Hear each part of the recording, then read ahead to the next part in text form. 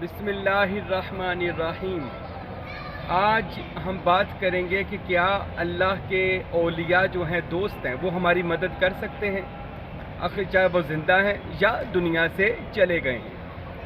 आज अल्हम्दुलिल्लाह ये फ़कीर साईं महबूब पीर अपने दोस्तों के हमरा मुल्तान शरीफ में हज़रत ख्वाजा बहाउद्दीन ज़िक्रिया मुल्तानी रहमतुल्लाह ताला अलैह के मज़ार मुबारक पर हाज़िर हुआ है और अल्हम्दुलिल्लाह मेरे साथ हैं, मेरे दोस्त अहबाब साथ हैं और उन्होंने ये सवाल भी पूछा गया, उसका जवाब भी मिल जाएगा और नाज़रीन भी सुन लें कि अल्लाह के वली अल्लाह मदद कर सकते हैं या नहीं कर सकते।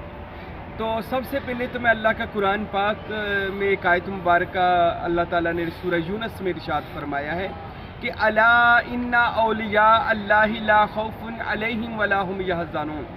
अल्लाह फरमाते हैं कि खबरदार, ये देखिए लफ्ज़ ऐसा है कि खबरदार, अल्लाह के दोस्तों की जहाँ बात आए तो अल्लाह खबरदार फरमाता है। खबरदार अला का सीगा जब इस्तेमाल होता है तो अल्लाह बंदे को उस चीज़ की तरफ जो बताना चाहता है तो पहले खबरदार करता है कि इस मामले के अंदर अल्लाह से डरते रहना है। अला इन्ना, और इन्ना का सीगा कद लकद और इन्ना ये जहाँ भी इस्तेमाल होता है तो इसका मतलब होता है कि बेशक, अला इन्ना औलिया अल्लाह, बेशक, खबरदार, बेशक जो अल्लाह के दोस्त हैं, अल्लाह के वली हैं, अल्लाह के महबूबीन मुकर्रबीन बंदे हैं, सालिहीन बंदे हैं, ला खौफुन अलैहिम, इन पर किसी चीज़ का गम नहीं है, रंज नहीं है। ये किस चीज़ की तरफ इशारा है? सूफिया फरमाते हैं वो इस तरफ इशारा है कि उनके पास अल्लाह का राज आ जाता है, इसलिए वो ला खौफ हो जाते हैं। और जिन हस्तियों को अल्लाह का नुक्ता, अल्लाह का राज मिल जाए ना, वो ला खौफ, उन पर ये दुनिया का गम, परेशानी, टेंशन, मुश्किलात नहीं रहती, वो तो लोगों की मुश्किलात को आसान कर देते हैं।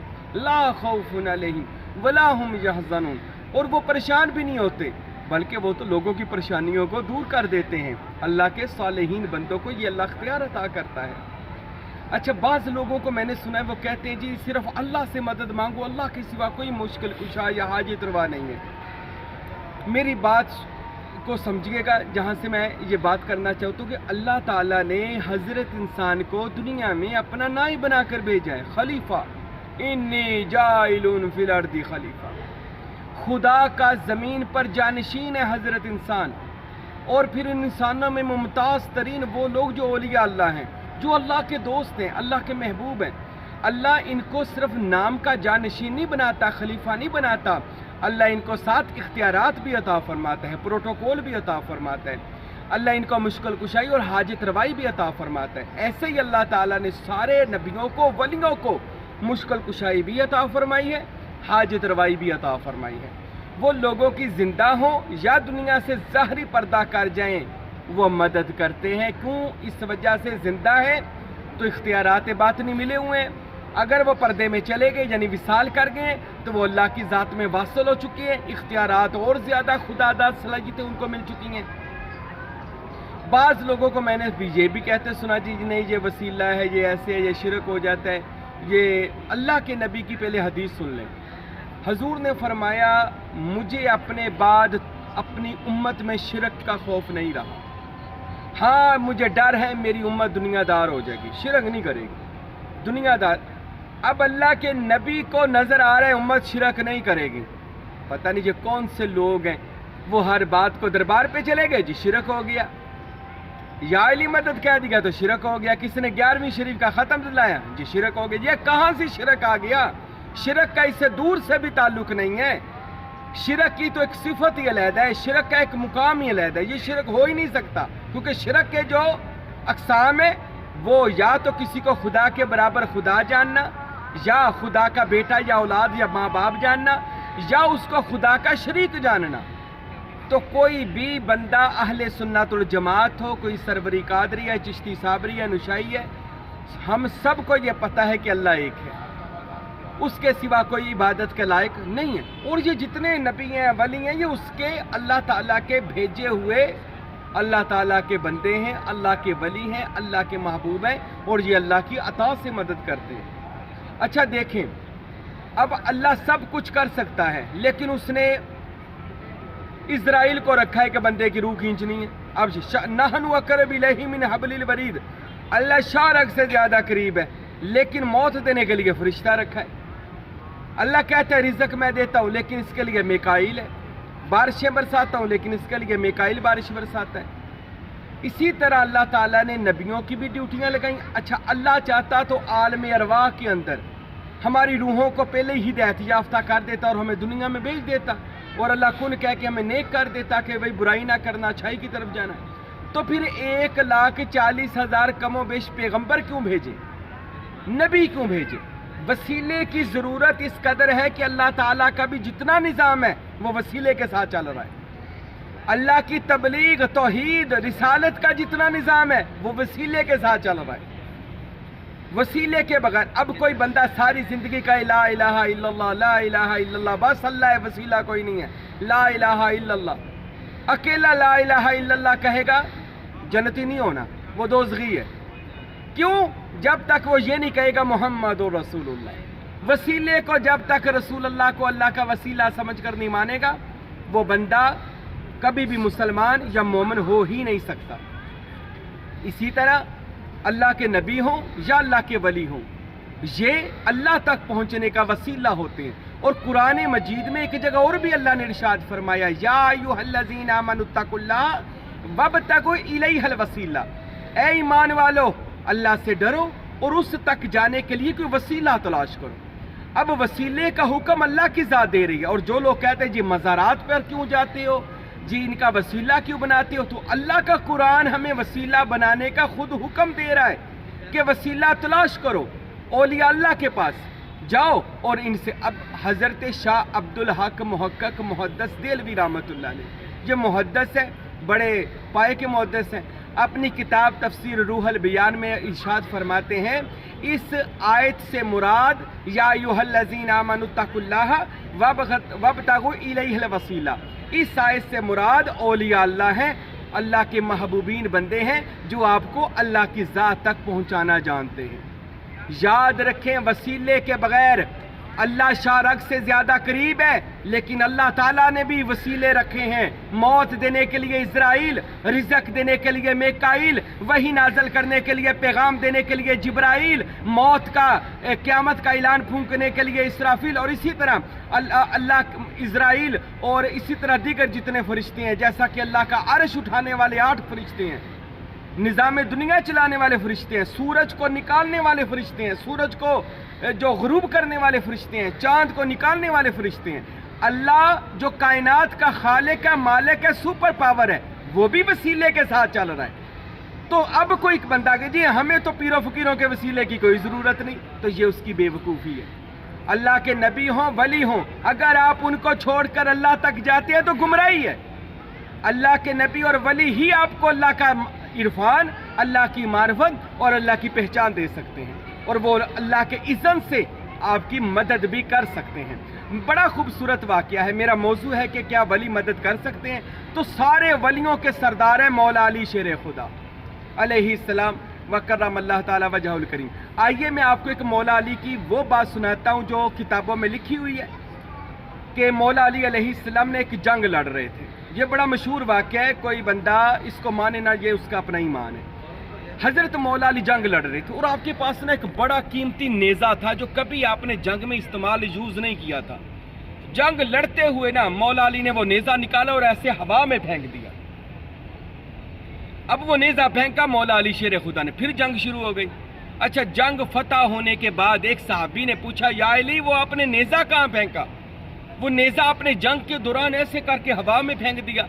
तो मौला कायनात हजरत अली शेर खुदा फरमाने लगे, बंदे अगर तूने पूछ लिया है तो मैं बता देता हूँ।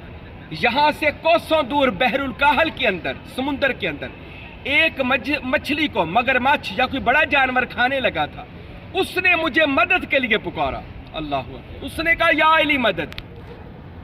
तो मैंने यहाँ से नेज़ा फेंका और उसके दुश्मन को ख़त्म कर दिया और वो मछली की जान बच गई। ये किताबों में लिखा हुआ है कि हज़रत अली को जब जब यहाँ जहाँ मेरे नबी मोहम्मद मुस्तफ़ा ने भी पुकारा, हज़रत अली फ़ौरन वहाँ पर पहुँचे। कोई जंग ऐसी नहीं थी जहाँ पर मौला अली ने जाकर रसूल अल्लाह की मदद नहीं की। और एक बार मौला अली से पूछा गया था, आप अपने सलूनी के मिंबर पर बैठे थे और किसी बंदे ने पूछा था, या अली آپ رسول اللہ کی مدد ہر جگہ کرتے آئے ہیں اور لوگوں کی مشکل کشائی کرتے ہیں، اپنی ذرا حقیقت بتا دیں، اپنا تھوڑا راز بتا دیں۔ تو پتہ مولا علی نے کیا کہا تھا؟ مولا علی فرمانے لگے، اے لوگوں، میں جتنے نبی دنیا میں آئے تھے نا، ان کی مدد میری روح کرنے گئی تھی، میری روح ان کی مدد کے لیے پہنچی تھی، اور یہ حدیثوں میں بھی موجود ہے۔ جبرائیل امین علیہ السلام فرمایا کرتے تھے کیونکہ میرے کان میں حضرت جو مولا علی ہے ان کی روح نے کہا تھا کہ آدم کو سجدہ کر دو، یہ حدیثوں میں بھی موجود ہے، اور حضرت علی علیہ السلام نے بھی یہ بات فرمائی ہے۔ تو فرماتے ہیں میری روح تمام کی مدد کرنے گئی تھی، اور وہ ایلیا کے نام سے مجھے جانتے تھے، اور وحد محمد الرسول اللہ کے حبیب ہے جن کے لیے علی اپنے جسم کے ساتھ دنیا میں آیا ہے اور ان کی مدد کر رہا ہے۔ اللہ کے نبی ہوں یا ولی ہوں، انما ولیکم اللہ ورسولہ وللمؤمنین، بے شک اللہ تمہارا ولی ہے، مددگار ہے، اس کا رسول بھی مددگار ہے، اور مومنین بھی تمہارے مددگار ہیں۔ اب دیکھیں، آج کوئی بندہ کہتا ہے میں بیمار ہوں، اب قرآن میں اللہ فرماتا ہے بیماری میں دیتا ہوں، تو دوائی لینے ہم ڈاکٹر کے پاس جاتے ہیں، وہ کہیں جی یہ دنیا داری ہے۔ تو اللہ تو یہ کہتا ہے کہ میں بیمار کرتا ہوں اور میں ہی شفا دیتا ہوں۔ ہم ڈاکٹر کو کہتے ہیں ہمیں ایسی دوائی دو، جو لینا ہے لے لو، لاکھوں کروڑوں روپے لے لو، مجھے ٹھیک کر دو۔ اب یہ کیا شرک نہیں ہے؟ نہیں، یہ شرک نہیں ہے۔ کیوں؟ ہم اس کو خدا سمجھ کے نہیں گئے، ہم اس کو خدا کا وسیلہ ہے کہ وہ شفا من جانب اللہ ہی ہے، لیکن وہ ہمارے لیے یہ کام کرے گا تو ہم ٹھیک ہو جائیں گے، میڈیسن دوائی جو بھی وہ ہمارے لیے کرے گا۔ اسی طرح حضرت غوث بہاؤالدین زکریا ملتانی ہوں، یا حضرت شاہ رکن عالم ہوں، یا حضرت شاہ شمس تبریز رحمۃ اللہ تعالی علیہ مجمعین، یا دیگر صوفیاء اور اولیاء اللہ ہوں، یہ لوگ وہ ہیں جو اللہ تعالیٰ کے دنیا میں نمائندے ہیں، اللہ کے خلیفہ ہیں، اللہ کے جانشین ہیں۔ انی جاعل فی الارض خلیفہ، ہم نے انسان کو زمین پر اپنا خلیفہ مقرر کیا، کہ یہ لوگ اللہ کے اذن سے ہماری مدد کرتے ہیں، اللہ کی عطا سے۔ شرک تب ہوگا جب ہم کہیں گے یہ ولی اللہ خدا ہے، پھر شرک ہے۔ ہم کہتے ہیں یہ ولی اللہ کا دوست ہے، اللہ کا پیارا ہے، محبوب سمجھ کر، پیارا سمجھ کر مدد مانگی جائے تو شرک نہیں ہوتا۔ تو یہ بے شک اللہ کے نبی ہوں یا ولی ہوں وہ مدد کر سکتے ہیں۔ اور آخر پر پوچھا گیا کہ بعد از وصال بھی مدد کر سکتے ہیں؟ اب تو وہ قبر میں چلے گئے ہیں، تو ان کو کیا پتہ قبر میں کیا ہو رہا ہے۔ اللہ اکبر۔ بخاری اور مسلم کی حدیث ہے، میرے اور آپ کے محبوب نے فرمایا مومن کی قبر اس کے لیے جنت کا باغ بنایا جاتا ہے، اور اس کے نیک اعمال اس کے لیے اس کی غذا بنائے جاتے ہیں، اور اس کے نیک اعمال اس کے صالحین دوست بنائے جاتے ہیں، اور حد نگاہ جہاں تک ان کی نظر جاتی ہے ولیوں کی، وہاں تک ان کی قبر کشادہ کر دی جاتی ہے۔ تو کہتا ہے قبروں میں ہے کچھ نہیں، رسول اللہ فرماتے کہ ان کی قبریں جنت کا باغ بن جاتی ہیں۔ وہ اپنی قبروں میں، اچھا جنت میں مردے رہتے ہیں کہ زندہ رہتے ہیں؟ اور وہ رفیق اعلیٰ اچھے دوست ملتے ہیں جن سے وہ گپ شپ لگاتے ہیں اور ان کو رزق دیا جاتا ہے، یہ حدیثوں میں موجود ہے۔ اچھا ہم قبرستان جاتے ہیں تو کہتے ہیں السلام علیکم یا اہل القبور، قبر والوں آپ پر سلام ہو۔ اب قبر والے تو کوئی 100 سال کا بھی مرا ہوا ہے، حضور فرماتے ہیں وہ وعلیکم السلام کہتا ہے۔